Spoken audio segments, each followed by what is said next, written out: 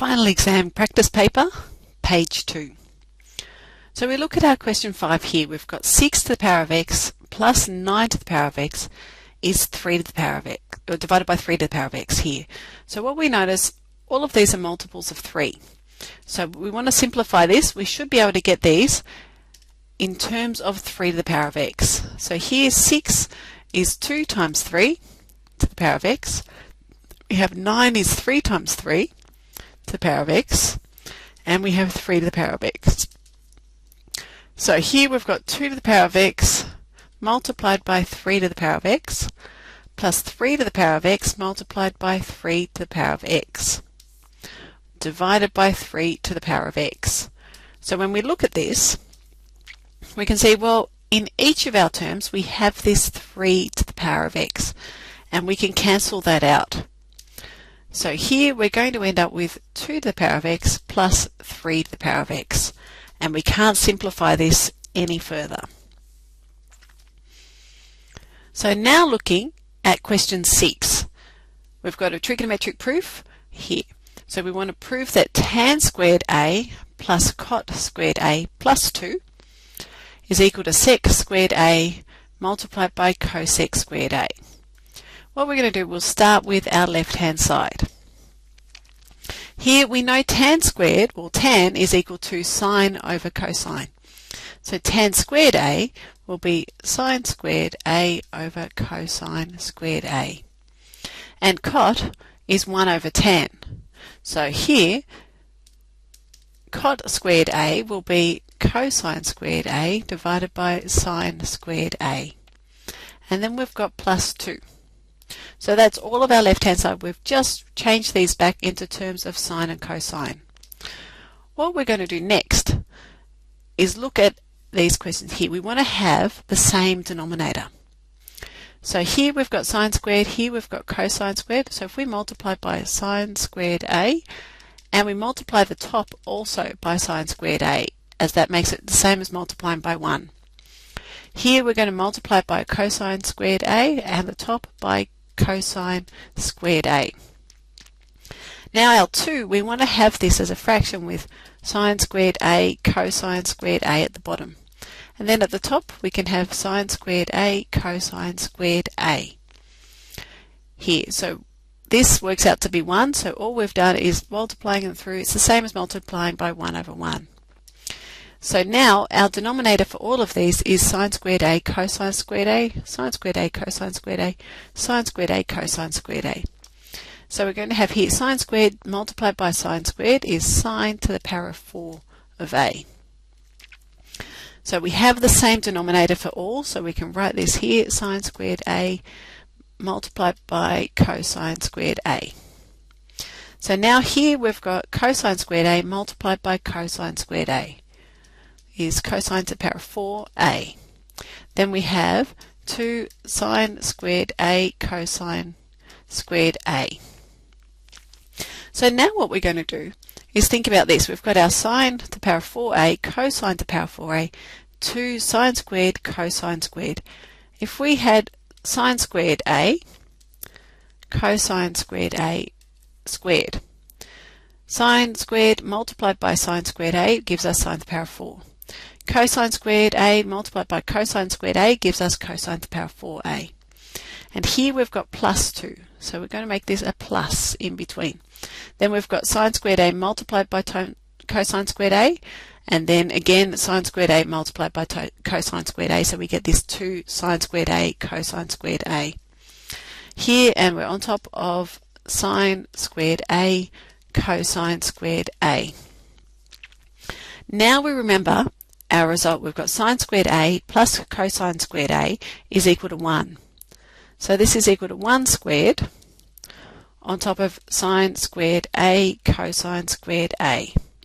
And 1 squared is 1, so it's just 1 on sine squared a cosine squared a. Remember, well, sine squared, 1 on sine a is cosec a. So here this becomes cosec squared a, and then 1 on our cosine is our sec. So then multiplied by sec squared a. and all we do, rearrange the order of that, is equal to our right hand side. So continuing on to question 7. So again, we're going to think about our triangle. So we're going to draw our triangle up. We've got root 3. So that's our 2 by 1 by root 3. We have pi on 3 and pi on 6 here, and our square root there. So here we're looking, okay, well, tan of pi on 3 is equal to root 3 on 1 is equal to root 3. So we go, well, here for tan of 2x plus pi on 3 to be equal to root 3, therefore 2x plus pi on 3 is equal to this pi on 3. And we think about here, we're having all stations to central, it's positive, so we're here and we're here. So here it's going to be pi on 3 and it's going to be pi plus pi on 3, which is 4 pi on 3. So we've got 2x plus pi on 3 is equal to pi on 3 and 4 pi on 3. So here we're going to subtract out this pi on 3 from both of them. 2x is equal to pi on 3 minus pi on 3. And here 4 pi on 3 minus pi on 3. So here 2x will be therefore equal to 0 and 3 pi on 3, or just pi. So now to find our x, we're going to divide by 2. 0 divided by 2 will give us 0. And here pi divided by 2. So here our x will be 0 and pi on 2. So moving now to question 8. We want to expand cosine of 2a minus b. So here we can expand this out.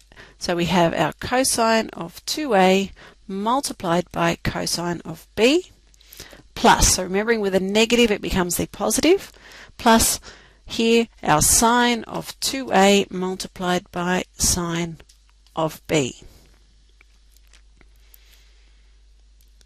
Moving on to question 9. We've got inverse cosine is equal to negative 3 on 2. So we think about it, we're going to draw here our 2 by 1 by root 3 triangle. Here we've got pi on 3 and pi on 6. And I'm saying, well, root 3 on 2. So here our cosine is our adjacent divided by hypotenuse, so that's going to be here, our pi on 6.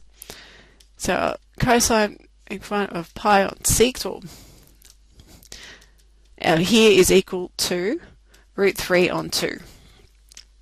So here we're going to say, well, that's there. We've got here all stations to central. We want negative. So we're looking here at our quadrant 2 and 3 here. So here we're thinking, okay, we've got quadrants 2 and 3, so it's going to be pi minus this pi on 6, and for 3, pi plus pi on 6. So here it's going to be 5 pi on 6 and then 7 pi on 6 there. Moving on to question 10. We want to sketch y is equal to 1 on x squared minus 9, showing our x and y intercepts and state the domain and range. So first of all we can start with, well, we'll start with the easiest one, the y-intercept. When x is equal to 0, then here y is equal to 1 on 0 squared minus 9 is equal to minus 1 on 9. So our x-intercepts are a little bit harder, and we'll go through this in order. So we look here, we know it's divided by a fraction. We know it won't work if x squared minus 9 is equal to 0. So here we're going to say, well, we know that this won't work here. And so here x squared is equal to 9, x is equal to plus or minus 3. So we know outside of that range it's not going to work. So here, well, so outside of that domain, sorry. So our domain is all real x not equal to plus or minus 3. So here, if our X is 4, 4 squared is 12, minus 9, so y will be 1 on 3. So less than this 3 we're going to have here, so 2 squared is 4, minus 9 will be negative 1 on 5. So outside of that range we're fine, but inside that range we're going to have our asymptotes here. So we can start, we've got here, so at 3 and negative 3 we have asymptotes. And we know that this 0 we can't have 0 at the bottom of our fraction. So no matter what we do, we're not going to actually have y is equal to 0. Y will not be able to be equal to 0. So we're going to have an asymptote at y is equal to 0. We're going to cut through our y-axis at negative 1 on 9. And our curve is going to be like this, and then like this around these asymptotes here. And our range will be all real y not equal to 0. Okay, so continuing to question 11, we want to find the inverse. Here we've got y is equal to x squared plus 4x. So first step, x is equal to y squared plus 4y. Remembering when we see something like this, we think, okay, we need to complete the square. So we want to complete the square. There we go. So we know, well, here we want y and something, and we want 4y, and it's a positive sign here, so it's going to be a plus in between. And if we put 2, then we're going to get, well, here squared, we're going to get y squared plus 2y plus 2 more y plus 4. So y squared plus 4y plus 4. So what we're going to do, this is our 4 here, we're going to say plus 4 and plus 4. We're adding 4 to both sides, so our equation stays even. So now, instead of writing y squared plus 4y minus 4 plus 4, we can just write this y plus 2 squared is x plus 4. So now if we take the square root of both sides, square root here, therefore we get y plus 2 is equal to the square root of x plus 4. So now almost there, getting y by himself. Here we're going to have y is equal to the square root of x plus 4 minus 2. Okay, now looking at question 11. We want to sketch here y is equal to our inverse sine of x on 2. So remembering our inverse sines, we could draw this up here. Remember, we're going to have this shape here in our range. And we know, okay, well, it's just our inverse sine here, no multiplication in front, so we're going to have pi on 2 and negative pi on 2. And here x on 2 means, okay, so here this, instead of being 1 and minus 1, this will be 2 and negative 2 here. Our important features here are where we actually have these points starting and finishing there, and making sure we go through at 0.